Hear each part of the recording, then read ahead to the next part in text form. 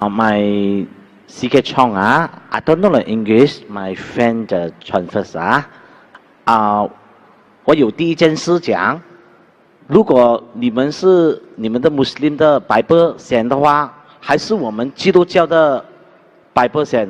如果有你们的的话，我们就跟你们一起信穆斯林。如果有我们的话，问题就在哪里？谁最久的是谁？还是你们穆斯林，还是我们 ？His question is, if Bible come first or Quran come first? If Quran come first, then why there is a teaching of Christian? Why people don't follow Quran? If Quran come first, then why people don't follow the teaching of Quran? Brother asked a question that which came first, the Bible or the Quran? If Quran come first, then why aren't people following the teachings of Quran? Or if Bible come first, they should follow Bible. Brother, what comes first is not important. What is correct is important.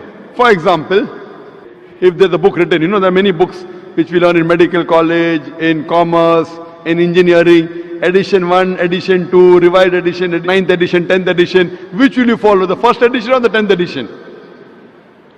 You will follow the latest. Anyway, latest is not always the correct.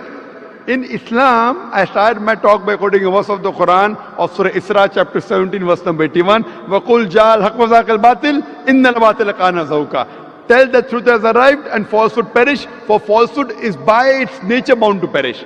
So it is not what comes first should be followed, what is correct should be followed. Most of the time what comes latest is the best, but not always correct. There may be certain things which are previous, which came earlier, which may be correct. If you realize Allah subhanahu wa ta'ala has sent several messengers on the face of the earth. By name 25 are mentioned. Adam, Noah, Abraham, Moses, Jesus, Muhammad, peace be upon them all. But all the messengers that came before were meant for a particular group of people, and their message was supposed to be followed for a particular time period. Since Prophet Muhammad is the last and final messenger, he was not sent only for the Muslims or the Arabs, he was sent for the whole of humanity. Allah also says in the Quran in Surah Ra'd chapter 13 verse 38 that we have sent a revelation in every age. In every age have we sent a revelation.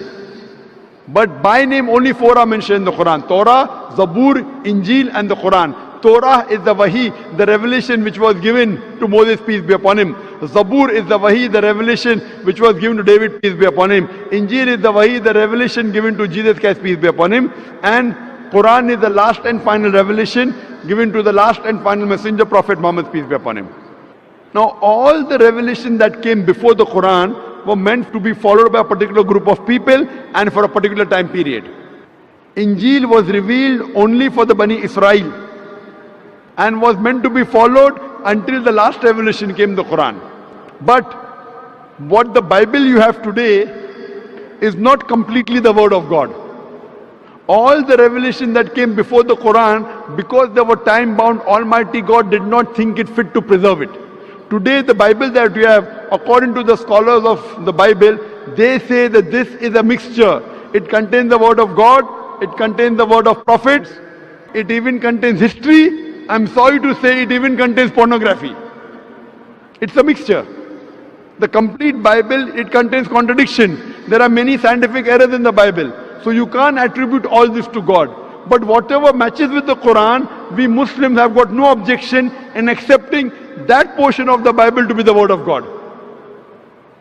Today if we analyze, that's the reason Allah says in the Quran, since Quran was the last and final revelation, all the previous revelation were only sent for those people. Like Jesus Christ, peace be upon him, the Quran says in Surah Al-Imran chapter 3 verse 49, he was sent only for Bani Israel. If you read the Bible says in the Gospel of Matthew chapter number 10 verse number 5 and 6, he tells the apostles, go ye not into the way of the Gentiles. Who are the Gentiles? The non-Jews. Enter ye not into the city of the Samaritans, but rather go to the house of the lost sheep of Israel. So Jesus Christ tells his apostles, only go to the Jews, don't go to non-Jews, don't go to Hindus, don't go to Muslims. Jesus Christ himself says in the Gospel of Matthew chapter number 15 verse number 24, I have not been sent but to the house of the lost sheep of Israel. So Jesus Christ was only sent for the Jews. Musa alayhi salam, Moses, peace be upon, only sent for the Jews.